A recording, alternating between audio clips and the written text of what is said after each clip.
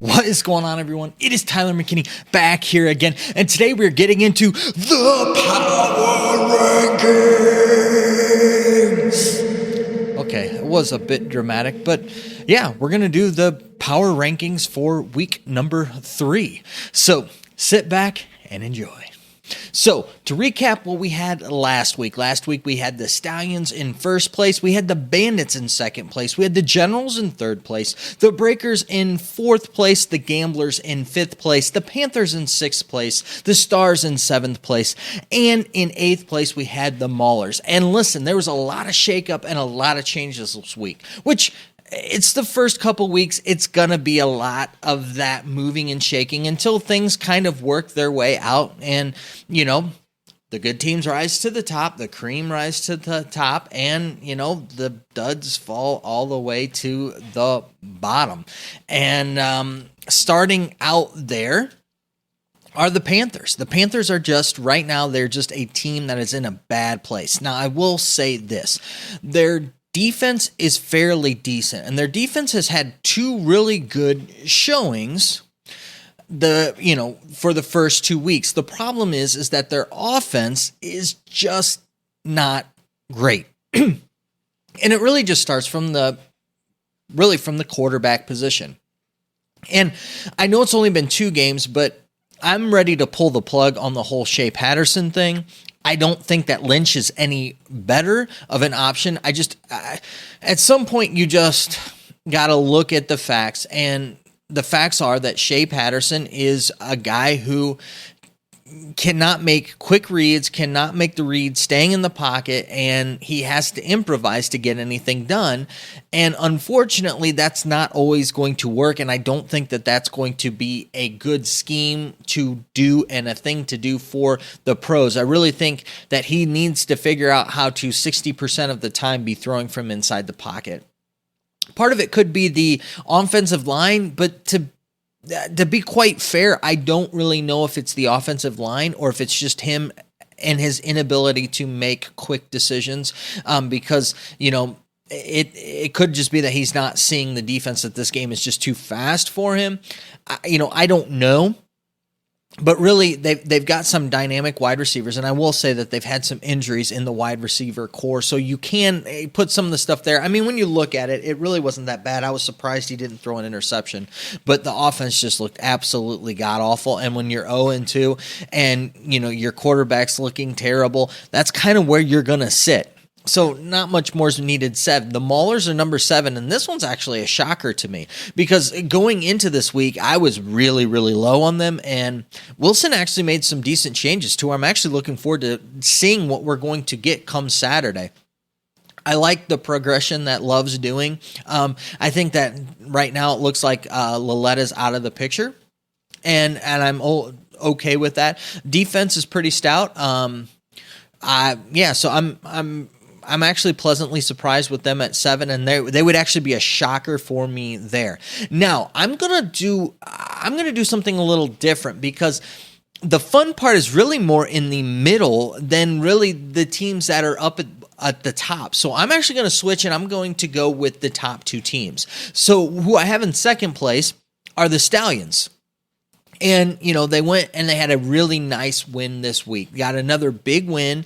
You know, they're the hometown heroes. And I think that that's probably why I'm putting them at number 2 instead of number 1, is just because they've got that home crowd, you know, that home field advantage, that home crowd, and they're actually the only team that's really drawing any type of a crowd, literally any type of a crowd at all. And, I like what they're doing. I think Smith is a really good quarterback there. They're starting to figure out who they are, and they're fun to watch. They got some guys, you know, running around to the ball, getting to the ball, and you know, you got Scooby Wright and Nate Holley. And, you know, they're making some plays. They're doing some stuff. They're fun to watch. I think that they're going to be definitely one of the better teams in the league. And who I have number 1, it should be a no-brainer. The Breakers. The Breakers have the best defense in the league, and they ended up with 3 guys out on the defensive side of things. You know, when you've when you just have, especially the defensive push that they're getting, whether it be with Bellamy, whether it be with Diggs, and those have been the two guys who have won the defensive players of the week. But you got Miller at 58 as well, who's been playing huge. They really have been dominant on defense, which has allowed Sloter to actually, and the offense to actually figure some things out. That dual head threat with Ellis and Logan. I'm loving Logan, what he's doing there. I mean, he is valuable. The wide receivers with Adams, Johnny Dixon, and the other guys. I think that they're doing great. Canella. I mean, and Sloter coming along and getting the ball to them. I think that Sloter right now is probably the best looking of all the quarterbacks in the league, and part of it's because he's getting time. I think they have a really, really good O-line there, and he can make quick decisions, and it's showing for them. I'm loving what they're doing, and that's why they're getting number one. We'll see what things shake out, and I would say that they're probably one of the biggest movers this week, up from number 4 all the way to number 1. Stallions, falling back a spot, but that's really nothing on them. It just has to do with the Breakers just dominated the team that everybody thought was going to be the best team. So that leaves us with 3 through 6. And so this is going to be the fun part of, our video here. Number 6, I've got the Generals, and they were number 3 last week. They just played dismal. And listen, when you have 2 quarterbacks, you don't have a quarterback. Luis Perez is a rhythm type of a quarterback. He needs to get in there. He needs to get in the game. He needs to feel for the game. You can't pull him in and out of the game and expect him to be the quarterback he needs to be. DeAndre Johnson, if you're going to make him the quarterback, you need to be able to throw with him and put him in opportunities that just aren't safe throws, but opportunities for him to be the quarterback, be the leader on this team, and also the guy who's running the ball. Right now, they need to pick one and stick with it. Defense, is a little suspect to me, but I don't think with them, especially with them being in the North, I don't think that that's that big of a deal. I think that their defense is going to be fine. It's just fine that the way that it is, it'll be okay. It's all right. The Generals really have a nice spot to move up there, especially being in the North, but they really need to figure out the quarterback situation. I think once they figure out the quarterback situation, everything else will fall into place for them. I think that they've got the talent around there. They just need to figure out and stick with somebody, but I don't know that Riley will do that, and I think that that's what's going to limit them there. Now, number 5, I've got the Bandits, and this is probably the biggest fall, and you know what? A lot of people had the Bandits as the best team in the league after last week, and I just didn't see it. Their defense really got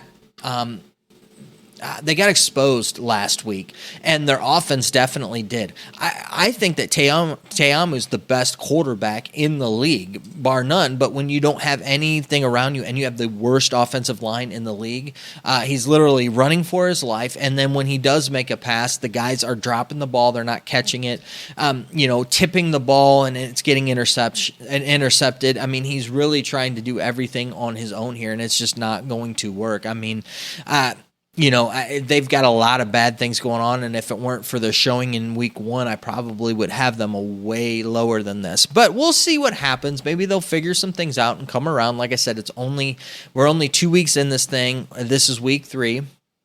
We'll really know who people are. After week 4, I think we'll understand what these teams are and who everyone is by then. Number 4, I have the Stars. And I really do like the Stars.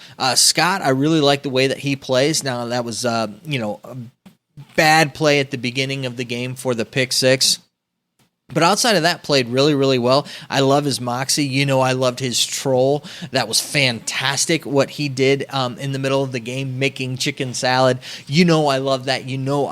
I love him. I think that they've got just a really fun roster all the way around with this team. I like just Andrus is just like he's a guy that not a lot of people really look at as a quarterback, as because he's been in all these alternative leagues, but this guy's he's cutthroat. He's had a lot of success, knows how to coach especially in this type of a situation. And then that really brings me to number 3, which is the Gamblers. And I know that some of you guys are going to be shocked that I put them there after, their loss this past week. And listen, it was a hard-fought loss. There's no doubt about that. And right now, losing a game like that really puts them back in this division.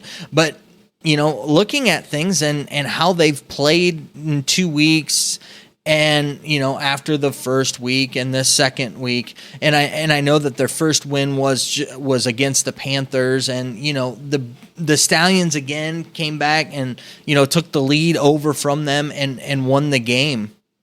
But one of the things for me with the Gamblers is that I think Thorson's going to be okay. I was really, halfway through this game, I was kind of wondering is he going to be all right? But when Bahar got hurt and he went back in, I'm kind of like, okay, he settled down some. You started to see some things. I love Thompson, the way that Thompson runs, the way that he plays. I wish that they give him, I think that they're doing all right with him. I think he needs to be between 15 and 20 carries there. So I think that that's good. But I think that the Gamblers are going to be all right. And I think that the way that their coach leads this team, and with the chip on their shoulder that they have, I think that they're gonna win some games here. The thing that is going to be interesting though is that they're in definitely the harder division here, so they're gonna really need to get some lucky plays, some lucky bounces. They're going to need to have things fall their way, and if Thorson can hone it in. And really the game slow down for him and him just take a breath and do that, I think that they're going to be definitely the top tier of the league, and they'll definitely be vying for a spot in the playoffs, I think, here when everything's all said and done. So we'll see, but that's how I see it. That's where I have it. So to break it back down again, number 8, the Panthers, number 7, the Maulers, number 6, the Generals, number 5, the Bandits, number 4, the Stars, number 3, the Gamblers, number 2, the Stallions, and number 1, the Breakers.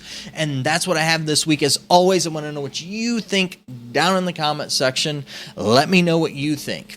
All right, guys, listen, I know that you're busy, and I know that I'm busy, so let's get on out of here. You have a good night. Bye.